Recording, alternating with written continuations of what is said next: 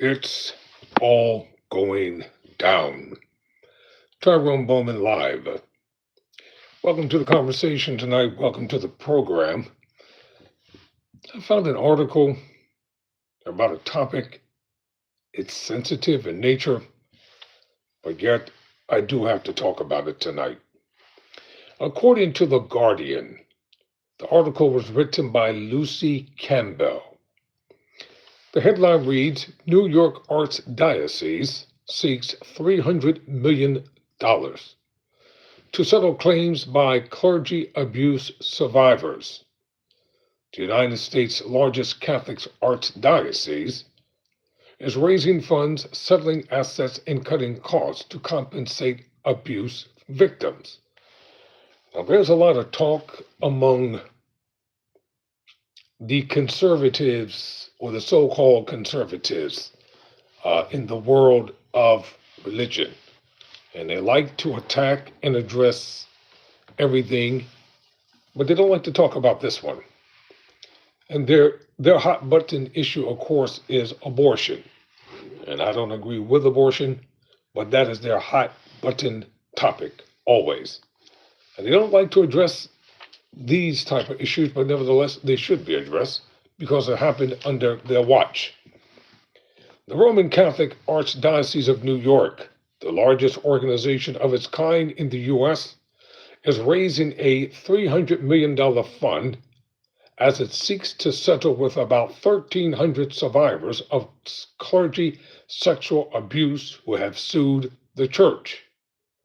Some of the money involved comes from the New York Archdiocese's cutting costs and selling off assets after Catholic priests, deacons, and lay workers worldwide sexually preyed on children for decades, with the abusers being protected by their superiors.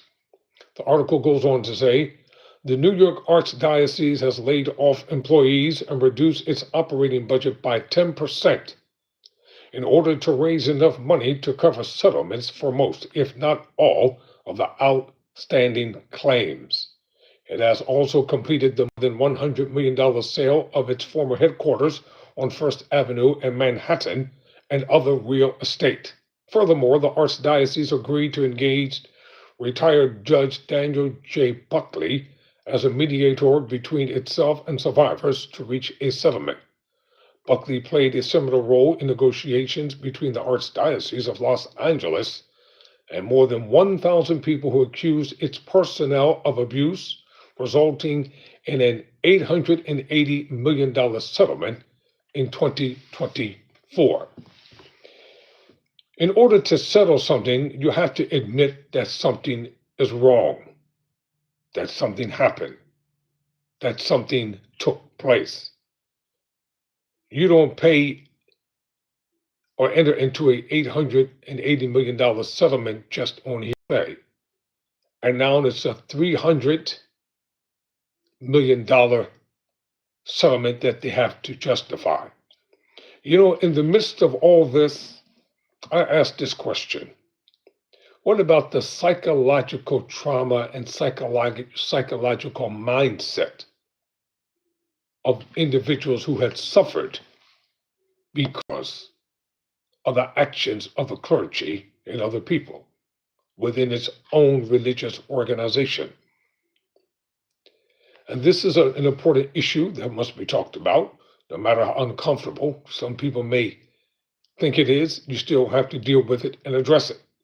With civil litigation against the Archdiocese of New York due to come to trial in 2026, the Archdiocese agreed to negotiate settlements over the next 2 months, said attorney Jeff Anderson.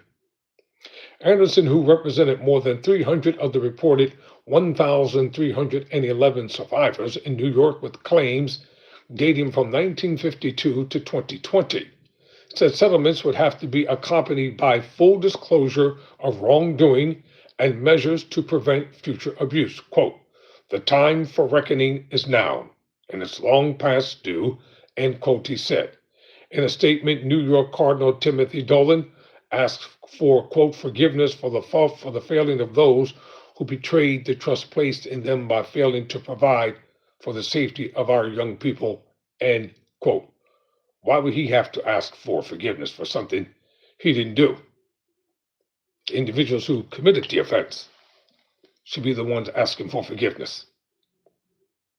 Just because a person pays money doesn't absolve the wrongdoers from their deeds. The announcement of the New York settlement negotiations came on the same day that officials revealed the Roman Catholic Church Archdiocese of New Orleans and its insurers would pay $305 million to about 600 abuse survivors of the clergy molestation scandal there. The news in New Orleans, home to the United States' second oldest Catholic archdiocese, came shortly after the church there gained judicial approval to settle the federal bankruptcy protection case it filed in 2020 because of clergy abuse claims there. A payout of $300 million, like the one being discussed in New York, would rank as one of the largest ever by a U.S. archdiocese. The sum of the Los Angeles settlement in 2024 was record-setting. The settlement on Monday in New Orleans was the second highest for a Catholic Church institution in the context of bankruptcy court. Neither the New York nor Los Angeles archdiocese have sought bankruptcy protection.